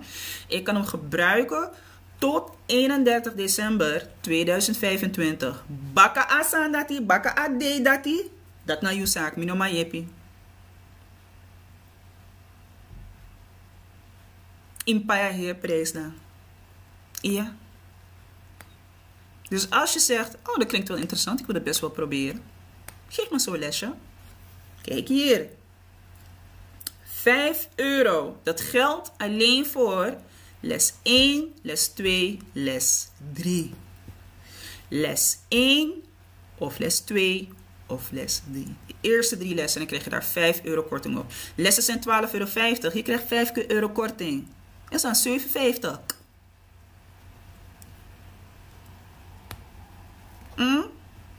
€7,50. Ja, dat is een mooie baksis. Dat is een mooi voordeeltje. Om naar te kijken van hoe dat is. En je bent ook niet verplicht om een abonnement af te nemen. Ik zeg alleen maar als je weet van ik wil daar maar echt in verdiepen. Jij bent degene die dat het beste weet. Ik ben niet hier om abonnementen te gaan aansmeren. Maar een abonnement is wel een mooie manier om bijvoorbeeld daar langdurig mee bezig te zijn. En ook gewoon gemakkelijk daar gewoon... Weet je krijgt gewoon een melding daarvan van er staat een nieuwe les voor je klaar. En je kan gewoon aan de gang. Dus het is een mooie manier om daar gewoon mee aan de slag te kunnen gaan. Zonder dat je dan elke keer €12,50 hoeft te betalen. Want als je goed kijkt, dan kom je voordeliger uit met een abonnement van $2 per maand. Om toegang te krijgen tot alle lessen. Dan dat je elke keer €12,50 betaalt. Ja. Het is een digitaal product. Wat betekent dat? Een digitaal product. Dat betekent, het is iets wat je alleen maar digitaal toegang toe kan krijgen. Dus je kan het niet uitprinten. Inoman printamang uit. Ja? Inoman printamang. Je kan niet naar Lowy Copy gaan en je printamang. Nee, het is een digitaal product. Dus je hebt er alleen toegang toe op de applicatie waarop je het gebruikt. Dus dat is je mobiel, ja, cellulair, je laptop, je tablet of je desktop. Daar heb je dus toegang toe. Dus je kan hem niet uitprinten. No. Is dat iets wat misschien in de toekomst gaat plaatsvinden? Ik weet dat het niet een vraag is, maar ga een beetje even de vragen langs waarvan men zou denken van hé, dat zou ik best wel willen vragen. Of misschien wil iemand het weten en dan kan ik het doorgeven. Voor nu niet. Nee.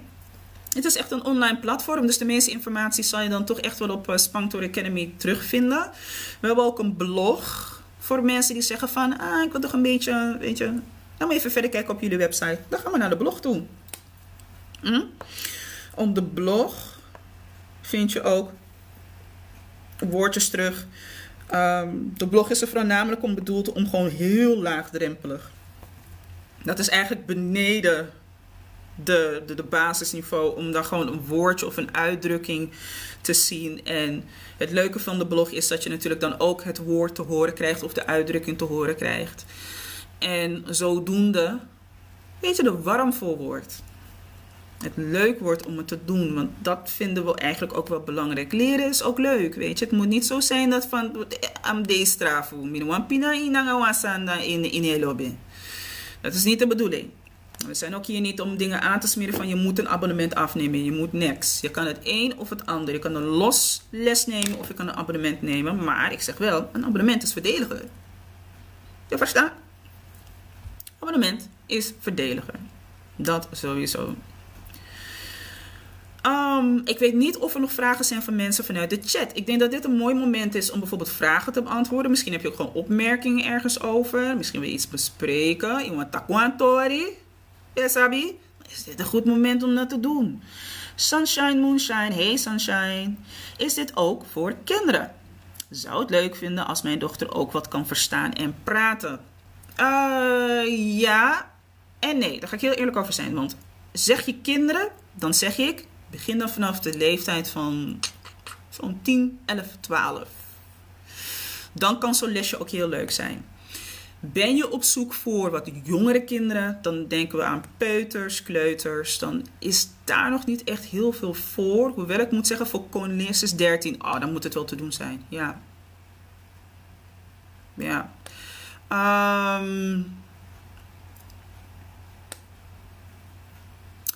We kijken nog even om dat echt toe te spitsen voor kids. Want niet alle kids zijn hetzelfde. Sommigen pakken dat heel snel op en anderen weer niet. Snap je? Dus we zijn nog even aan het kijken hoe we dat voor kids kunnen doen. En het heeft er ook een beetje mee te maken van, vindt ze dat leuk? Pak ze dingen snel op? Want ik kan me voorstellen dat zoiets als een dicté, wat in de Spangtori les zit, en de grammatica, een beetje pittig kan zijn. Een beetje pittig kan zijn. Dus we zijn nog een beetje aan het kijken hoe we dat echt toe kunnen spitsen voor de kids. Snap je? Voor de kids. Maar wel een hele goede vraag. 11, 10, 11, 12. Wat je toch wel ziet is dat kinderen best wel snel Surinaams oppakken hoor. En dat soort dingen. Maar ik denk dat wat we sowieso willen doen voor de kids is dat we het een beetje opsplitsen. Ja, dus dat er wat kleinere stukjes daarin zitten en ook makkelijk behapbaar is voor de kids. Om daarin om te kunnen gaan. In eerste instantie, Spangtori Academy is er vooral voor bedoeld voor de mensen die zeggen van de volwassenen. Doen. Ik denk dat ze het zelf wel verstaat, maar dat ze het gewoon spannend vindt om het te praten. Juist. Dus ik denk dat het veel beter is inderdaad. Kijk, je kan het inderdaad voor kinderen aanbieden. Daarbij zeg ik dan, begeleiding van ouders is daar misschien wel ook wel belangrijk in. Spannend om het te praten. Ik denk niet dat je misschien... Had je vanaf het begin gekeken, Sunshine? Had je vanaf het begin gekeken hiernaar? Als ik simpele dingen tegen haar zeg, dan begrijpt ze het wel, maar moet geen gesprek met haar voeren. Ja, dat is met de meeste mensen. Ik moet niet een heel gesprek voeren. Nee, ik kom net pas kijken. Jammer. En wat ik aan het begin heb gezegd, is... ik ben even mijn punt kwijt. Maar daar kom ik zo wel op. Ja... Ja, dit is wel een vraag waar intern daar ook heel erg naar gekeken wordt. Zo van, kijk, als je dat met kinderen doet, is het wel belangrijk dat er inderdaad die begeleiding daarin is. Dus er zal toch wel iemand zijn die meeluistert, meekijkt. Juist omdat het niet iets is wat klassikaal is. Dus je moet het als ouder natuurlijk ook wel leuk vinden dat ze daarnaar gaan kijken. En er zit ook een stukje in waarbij er misschien toch wel gekeken moet worden van, kunnen we dit niet beter toespitsen naar kids? Dus dat ze zelfstandiger daarmee aan de slag kunnen. Of dat er misschien een andere vorm in moet komen.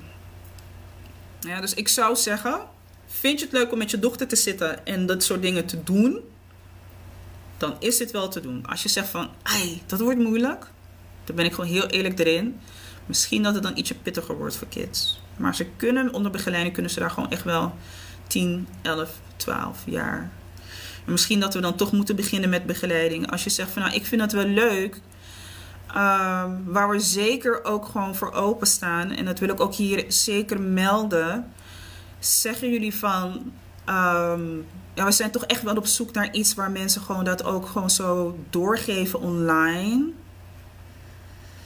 Het lijkt me echt wel leuk. Ja, dat is het ook gewoon zeker. Als jullie zeggen van, ja, we vinden dat ook gewoon wel leuk. Ik ben ook echt zeker aan het kijken om bijvoorbeeld in een week tijd om te kijken of er een soort van leermomentje is. Bijvoorbeeld een leermomentje voor kids. Ja, dus dat de kids gewoon meekijken via TikTok of via YouTube. Het is nog een beetje kijken waar dat het beste uitpakt. Via YouTube of TikTok.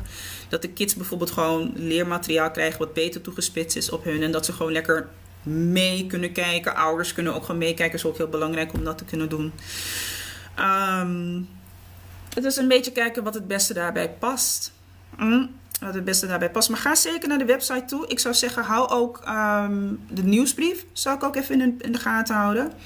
Het leuke van de nieuwsbrief is dat je ook, misschien om de zoveel tijd krijg je dus een herinnering dat er iets op de blog staat. Misschien ook leuk voor je dochter, Sunshine. Ik weet niet of je er nog bent. De blog, daar komen dagelijks nieuwe woorden op.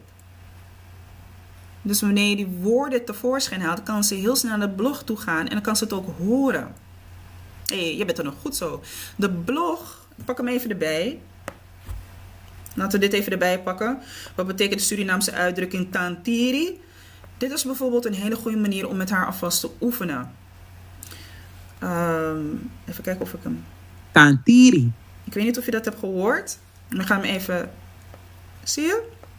Dus op de blog, dan krijgt ze een hele korte uitleg. Ze kan het ook lezen, hardop lezen. Je kan met haar meelezen. Er is een voorbeeldzin sowieso. Heeft elke blog een voorbeeldzin. Het is vrij algemeen. En als je dan erop klikt... Tantiri. Tantiri. Tantiri. Heel laagdrempelig. Dus dit is zeker goed voor mensen die er net bij komen kijken. Ook voor kids is dit ook heel goed en leuk. Ze zijn nog een beetje aan het nadenken. Hoe we dat verder kunnen doen. Maar ik denk dat voor jouw dochter en voor andere kids, vooral als je zoiets hebt van, nou, ik kan het wel tegen haar zeggen in het Surinaams, maar om een gesprek met haar te voeren wordt moeilijk. Kids vinden het natuurlijk leuk als iets interactief is. Als ze er natuurlijk ook het gevoel bij hebben van, oh, ik kan het heel snel oppakken, want dan worden ze leergieriger. Dus deze blog is daar uitstekend bij. Om uitdrukkingen, woordjes voorbij te zien komen. En op zo'n manier ook te leren. Wat ook leuk is natuurlijk de quiz. De quiz, gebroken juf koni esi. Wat ik merk tijdens de quiz is dat er jongeren zijn die met hun ouders meekijken. En dan krijg ik vaak het antwoord, ja, mijn moeder heeft het gezegd. Mijn ouders zitten hier, die hebben me antwoord gegeven. Dus dat is ook heel leuk om dan daaraan mee te doen. Dit is elke woensdag en elke zaterdag 7:30. Gewoon joinen. Het is gratis. Join. Ja, je zit dan even voor 45 minuten, zit je mee te luisteren. Hartstikke leuk. En al ken je niet alles, dat maakt niet zoveel uit. Sommige mensen zeggen ook, ik skip deze vragen, want dit is moeilijk, man. Asan is, is moeilijk. Hoe kom ze? Ik heb nog nooit van dit woord gehoord, hoor. Dat soort dingen. Maakt niet uit. Doe mee. Heel leuk. Echt leuk dat je dit doet. Ja, toch. Ja, toch. Om ervoor te zorgen dat we gewoon meer en beter Surinaams gaan leren. We gaan sowieso kijken naar mogelijkheden voor kids. Want ja, dat is natuurlijk ook de doelgroep die ervoor gaat zorgen dat ze het verder gaan overdragen. Ik bedoel, temegwe, dan moet iemand anders het doen. Ja, wanneer ik oud ben en ik kan dit niet meer doen, dan moet iemand anders het komen doen. Dus het is belangrijk dat de kids dit ook overnemen. En misschien komt er, wie weet, misschien komt er een kids momentje. Ik weet nog niet welke platform. We gaan gewoon kijken hoe dat gaat. Tantiri betekent blijf rustig, toch? Ja, precies. Blijf rustig, wees stil. Tantiri, wees stil. Of als je een kindje wil sussen, tantiri. Mijn oma zei dat vaak, mijn neefje toen hij nog heel klein was. En ze ging hem sussen. Tantiri, tantiri. Blijf rustig. Ja, om iemand te sussen. Dus het hangt een beetje van het context af. Wat wel belangrijk is, tantiri. Het dankjewel. Ik vind dat heel mooi om dat te horen. Thanks, we gaan er zeker mee door.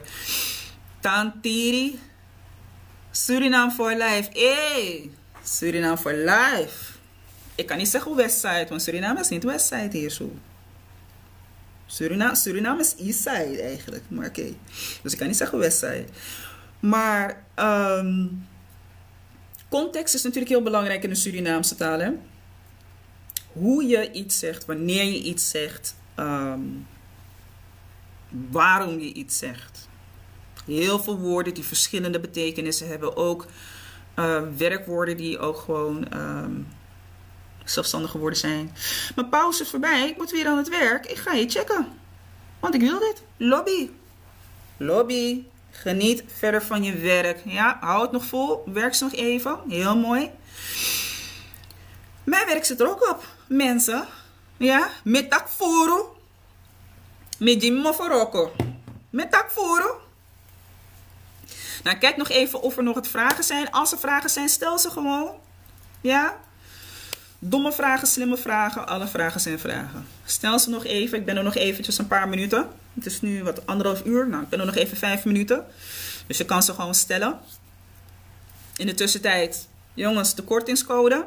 De eerste 3 lessen, 1, 2 en 3, krijg je €5 korting als je de code gebruikt. Spangtori. Spangtori, 25 kleine lettertjes mag je gebruiken. Dit is nog tot december 31ste. Ja, na die datum, minoma jepi. Ja, dakba. Minoma jepi. Oké. Kan je niet helpen. Maar ja, er zijn natuurlijk heel veel ideeën die er zijn hoe we dit kunnen aanbieden. We zitten te denken aan dictées.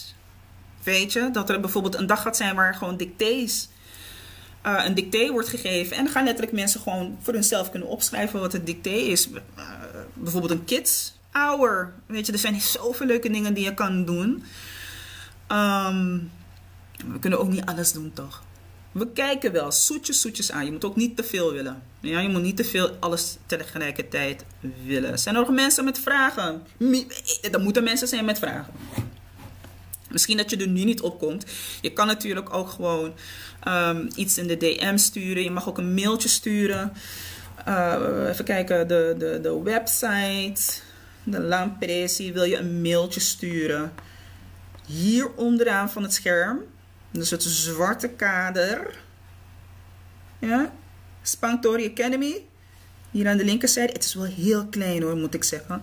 Maar je vindt daar de website. Het e-mailadres. info@spangtoriacademy.com info@spangtoriacademy.com. Nog een mededeling. Dit is meer voor onze ondernemers. Ja. De ondernemers, de entrepreneurs, bedrijven. Vind je het leuk om met ons samen te werken? Neem contact op. En je zou wel denken van, wat voor samenwerking bedoel je? Nou ja, kijk, we spelen tijdens Kabroki Yukoni Essie spelen we altijd voor de eer. En het zou natuurlijk top zijn als we met bedrijven of met andere platformen bijvoorbeeld een leuke samenwerking kunnen doen. Dat kan zijn dat je bijvoorbeeld iets aanbieden. Het kan een kleine procentje zijn, een korting of iets anders. En dan tijdens de show kunnen die mensen dat winnen. Nou, dat is toch hartstikke leuk. Bijvoorbeeld als jij een winkeltje bent, je bent een kleine tropische winkel, die deed one toko. Ja, je maakt een klein pakketje voor mensen en iemand die wint, die kan dan dat pakketje bij je komen halen. En het zit niet alleen maar voor de eer, het is natuurlijk ook voor iets wat je kan winnen. Dat maakt het ook leuker. Ademoro sweetie. Om dat op zo'n manier te doen. Wat betekent you de? Je kijkt zeker naar dit. Even kijken. Fa you de. Dat is een goede vraag eigenlijk. Fa you de. Hoe gaat het met jou? Fa. Hoe. You. Jij. De. Zijn. Ja? Dus als je hem letterlijk vertaalt. Hoe jij zijn. Maar dat is niet wat je zegt natuurlijk. Dus fayu de. Hoe gaat het met je? Ja? Hoe gaat het met je? Dat is wat het betekent.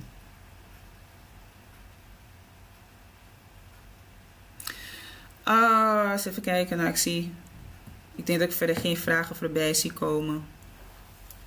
No questions. No questions. Eenmaal. Andermaal. Dan zijn we aan het eind gekomen van deze live. Morgen zijn we er weer. Dan zijn we ook in de middag even weer terug. Om natuurlijk de liefde van Spangtori Academy te verspreiden. Vergeet niet, even kijken, over morgen, dat is woensdag. Dan hebben we weer de quiz. Kabroki Yukoni Essie. Speel mee. Je kan ook, oh ja, belangrijk, nog goeie. Je kan natuurlijk live meespelen, mensen. Want bij dat spel, het is een soort van Kahoot. Het moment dat je je namelijk daaraan in aanmeldt, kom je in een wachtruimte en dan kan je gewoon live meespelen. Dus dan ben je gewoon, weet je hoeft niet alleen maar hier in de live te zitten. Je speelt ook letterlijk mee met je device. Je speelt mee met je mobiel. En het is wat anders dan wanneer je in andere mensen hun live gaat zitten en dan ga je zitten roddelen met die mensen. Oké. Dus vergeet niet, woensdag hebben we natuurlijk Gebroken Je Verstaan. Gebroken Je Connie. Dat is de oude titel. Ik blijf er steeds overheen struikelen. We gaan het zien wat we verder nog even gaan behandelen en bekijken. Of we iets voor de kids gaan doen. Dat moet gewoon sowieso komen. De kids zijn natuurlijk de toekomst. En natuurlijk aankomende zaterdag, dat staat ook gewoon vast. Daar hebben we dan weer Gebroken Je Connie Essie. Ja, dus elke woensdag en zaterdag 7:30. Hier tussendoor komen er natuurlijk ook, ja, weet je, dan zet je ook gewoon de filmpjes. En dan kan je het ook daarin terugzien. Ja, daar kan je het ook in terugzien. Dan wordt het ook aangemeld en vermeld. Geef het aan iedereen door. Geef het aan iedereen door. Geef het aan iedereen door. Delen, delen, delen, delen, delen. Het is zo belangrijk om dit te delen. Zonder jullie steun gaat dit gewoon echt niet kunnen lukken. Ja? We zijn niet zoals Burna Boy. Dat we jullie gewoon opzij zetten omdat we dan groot willen worden. Nee, zonder jullie kunnen we niet groot worden. Dus we nemen met jullie mee. En zo zijn Surinaamse mensen. Ja, we steunen elkaar. Hoe dan ook, we kunnen elkaar gewoon steunen. Ik wil sowieso alle mensen die een warm hart hebben toegedragen aan Spantor Academy tijdens deze live zeer hartelijk bedanken. 1k likes, migado. Dankjewel. Al was het 1 hartje. Ja? Nou, zo, wara, lobby. Bossie. Bam. Dankjewel. Dat doet me ontzettend veel goed. Ook voor de mensen die hebben gezegd van, kom delen, kom praten maar even. Ja. Kom praten maar even. Ja? Dan het even delen. Ja, dankjewel. Want dat is ook nodig, snap je? Laat de mensen zien wat het is. Laat de mensen zien dat het hier is. Voor de mensen die hebben meegedaan in de chat, vragen hebben gesteld, hier aanwezig zijn geweest, ontzettend veel bedankt. Hier is een warme brasa, een digitale brasa. Met tangiere. Hier is een brasa. En een bossie. Ik hoop jullie de volgende keer weer terug te zien. Hou de pagina in de gaten. Want hier kan je namelijk zien wanneer ik live ga. En de live geeft ook aan waar het om gaat. Ja, dus aan de live titel kan je zien. Ik weet niet of je dat aan de titel kan zien. Zomaar met dat sang je naar mijn mofo. Zomaar met dat sang naar mijn mofo. Oké. Maar anders maak ik een aankondiging met de video. Ja, dan wordt er een aankondiging gemaakt met de video. Hou de pagina in de gaten. Als je nog geen lid bent van de pagina, doe dat op alle platformen. We hebben jullie op alle platformen nodig. En in de tussentijd ga ik jullie een hele fijne voortzetting van jullie dag toewensen.